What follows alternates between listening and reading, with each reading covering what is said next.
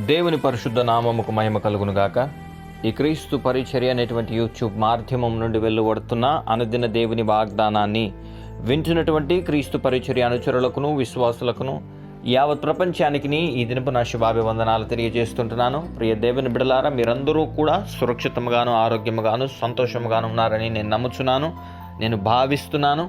మీ అందరి నిమిత్తమై మా అనుదిన ప్రార్థనలో మేము ప్రార్థన చేస్తున్నాం. మీరు కూడా మీ అనుదిన వ్యక్తిగత ప్రార్థనలో ఈ క్రీస్తు పరిచర్యని ఎత్తిపట్టి ప్రార్థించవలసిందిగా ప్రభు నామం పేరట నేను మీకు మనవి చేస్తుంటున్నాను. మరి ప్రియ దేవుని బిడ్డలారా, నేటి వాక్య ధ్యానాంశంలోకి మనం ఒకసారి తొంగి చూచినట్లయితే మత్తయి సువార్త 6వ అధ్యాయము 33వ వచనంలో యేసుక్రీస్తు ప్రభువారు తన శిష్యులతో ఒక మాట చెప్తాడు. అదేం మాట అంటే, మొదట మీరు ఆయన రాజ్యమును నీతిని వెతుకుడి.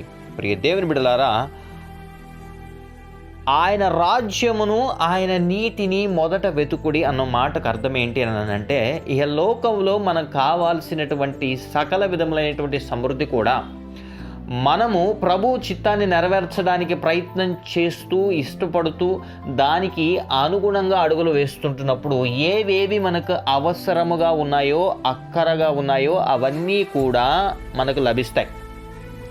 మనం చేయవలసిన పని చేయకుండా, అంటే ఏ దేవుని చేతనైతే మనం నిర్మింపబడ్డామో ఆయన సన్నిధిలో మనం కనబడకుండా, ఆయనకి ప్రార్థన చేయకుండా, ఆయనకి మన మనవులను తెలియచేయకుండా, అదే రకంగా మన ప్రవక్తనని మనం ఆయన సన్నిధిలో సరి చేసుకోవడానికి ఇష్టపడకుండా, మనకు ఇష్టానుసారముగా మన హృదయం మనల్ని ప్రేరేపించినట్లుగా మనం బ్రతకడానికి ఇష్టపడినట్లయితే, మనకు కావాల్సినవి దొరకకపోగా అనేక శ్రమలు విస్తరించి అనేక పరిస్థితుల గుండా మనం ఇరుక్కొని జీవితము చిందరవందరగా మారిపోతుంది.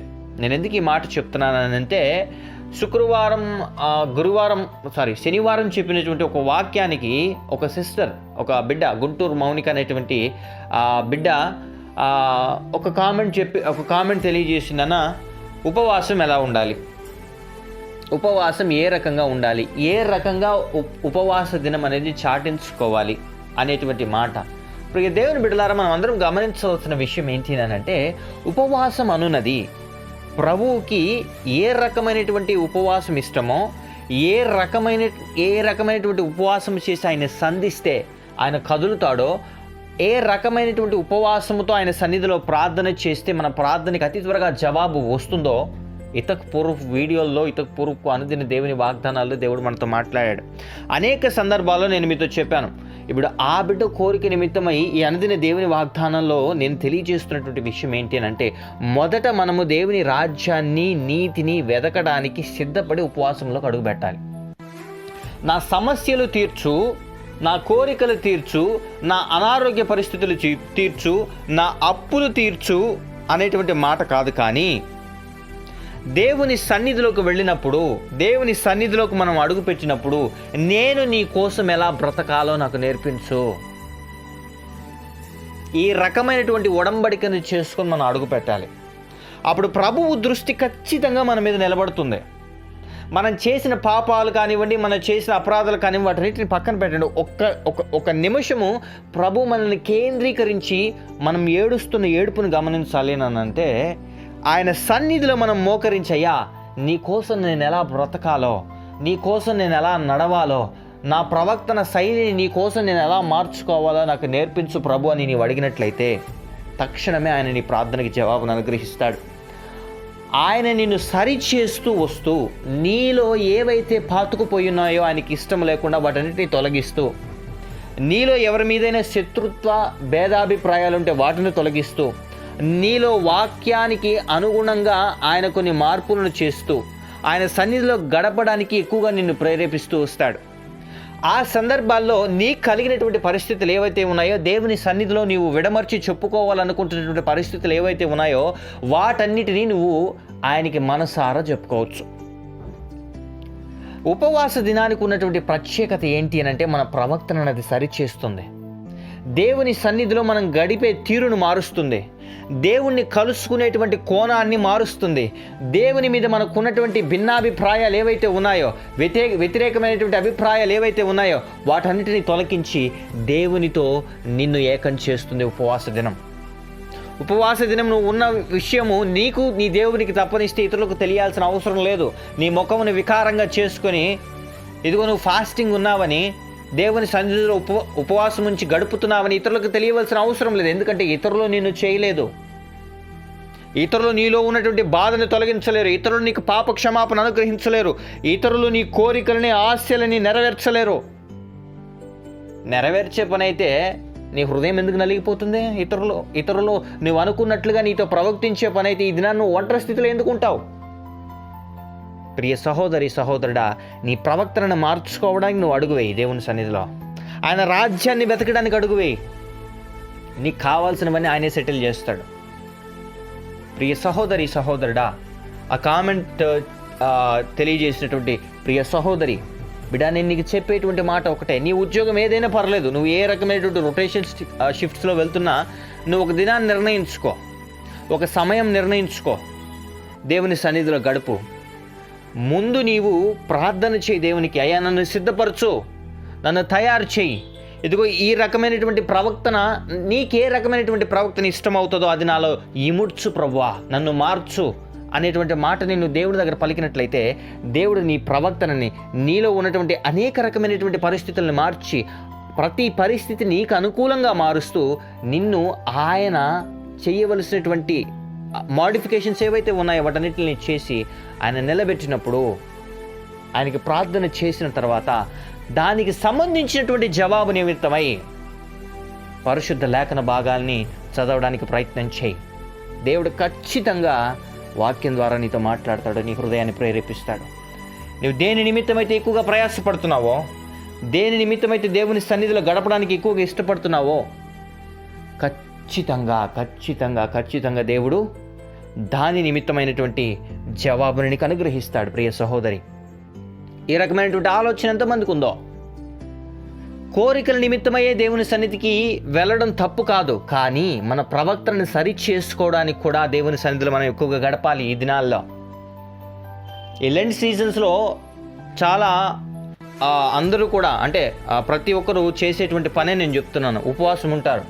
ఉండడం తప్పు నేను అనట్లేదు. ఈ 40 దినాలే ఉపవాసం ఉండాలా అంటే కాదు.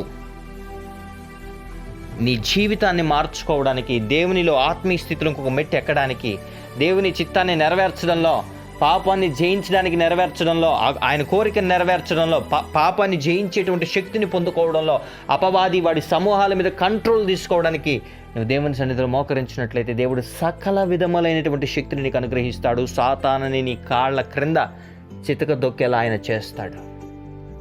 ప్రియ సహోదరి సహోదరుడా, మనం చేయవలసినటువంటి పని ఆయన రాజ్యాన్ని ముందు వెతకడం, ఆయన సన్నిధిలో మనం గడపడానికి ప్రయత్నం చేయడం, ఎక్కువగా ఆయన మీద ఆధారపడడం. ఖచ్చితంగా మన ప్రవక్తనని సరిచేసే దేవుని ఎదుట మనం ఎక్కువగా గనక గడిపినట్లయితే, ఎట్లా గడపమంటారు సరే, ఎక్కువగా మాకేం పనులు లేవని మీరు అనొచ్చు. కానీ నేను చెప్పేటువంటి మాట ఏంటి అంటే, నీవు మాట్లాడితే, నీవు పలికితే, నీవు ప్రార్థిస్తే నీకు జవాబును అనుగ్రహించాలని ఎదురు చూస్తున్నటువంటి దేవుని ఎన్నిసార్లు నువ్వు గాయపరిచావో అదొక్కసారి జ్ఞాపకం చేసుకో. ప్రతి ప్రశ్నకి జవాబు నీ దగ్గరే ఉంది. నేను ఇంకేం మాట్లాడదలుచుకోలేదు. ప్రియ సహోదరి సహోదరుడా, మనలో మార్పులు చేర్పులు జరగాలి. దేవుని సన్నిధిలో మనం గడిపే విధానం మారాలి. దేవుని సన్నిధిలో దేవుని వాక్యాన్ని ధ్యానించడంలో ఇంకా నిలువెచ్చని క్రైస్తవ స్థితిలో మనం ఉండే వారంగా ఉండకూడదు. మన స్థితి మారాలి అంటే దేవుని సన్నిధిలో మనం చప్పట్లు కొట్టండి అంటే సిగ్గు, చేతులైతే హల్లెలూయా చెప్పండి అంటే సిగ్గు. ఎవరైనా నన్ను ఏమైనా చూస్తారేమో.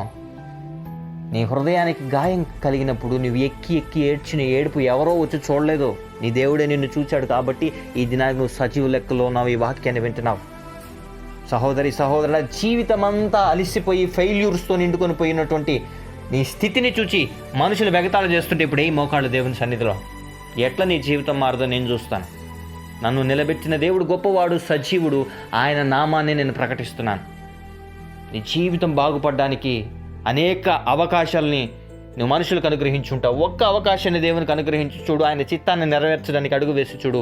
ఆయన రాజ్యాన్ని వెతకడంలో ప్రయత్నం చేసి చూడు. ఖచ్చితంగా నీ జీవితంలో ఫలాభివృద్ధిని నువ్వు చూస్తావు.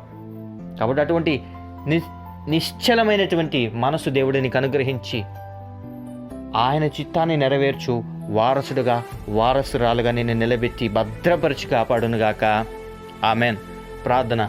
మహాపరిశుద్ధుడును మహోన్నతుడును సర్వోన్నతుడును జీవాధిపతి జీవము కలిగిన రాజ్యాన్ని ఘనమైన శ్రేష్టమైన నామానికి స్తుతులు స్తోత్రాలు వందనాలు. ఈ క్రీస్తు పరిచర్య అనేటువంటి యూట్యూబ్ మాధ్యమం నుండి వెలువడుతున్న అనుదిన దేవుని వాగ్దానాన్ని వించిన ప్రతి బిడ్డను బట్టి కూడా నీ పాదాలకి వేవేలాది స్తోత్రాలు చెల్లిస్తున్నాం ప్రభా. ఏ బిడ్డలైతే ప్రభానైనా అనేక రకమైనటువంటి పరిస్థితులు ఇరుక్కొని ప్రభానైనా ఇదిగో తెలియనిటువంటి అయోమయ స్థితిలో ఉన్నారో ఆ బిడ్డలు నా పరిస్థితుల నుంచి విడిపించమని ప్రార్థన చేస్తుంటున్నాం. నానా రకాలుగా సమస్యలలో ప్రభానైనా ఆందోళనకరమైనటువంటి పరిస్థితులు ఇరుక్కున్నటువంటి ప్రతి బిడ్డలకి సమాధానాన్ని అనుగ్రహించమని ప్రార్థన చేస్తున్నాం. ఈ దిన దీవెలతో ప్రతి బిడ్డల్ని నింపండి. పరీక్షలు రాస్తున్నటువంటి బిడ్డలకి జ్ఞానాన్ని అనుగ్రహించమని ప్రార్థన చేస్తున్నాం. ఉద్యోగాలు లేమిలో ఉన్నటువంటి బిడ్డలకి మంచి ఉద్యోగాలను అనుగ్రహించండి. వివాహ సంబంధాలు చూస్తున్నటువంటి బిడ్డలకి సాటి అయిన సంబంధాలు వచ్చి ఘనముగా వివాహాలు జరుగునుగాక.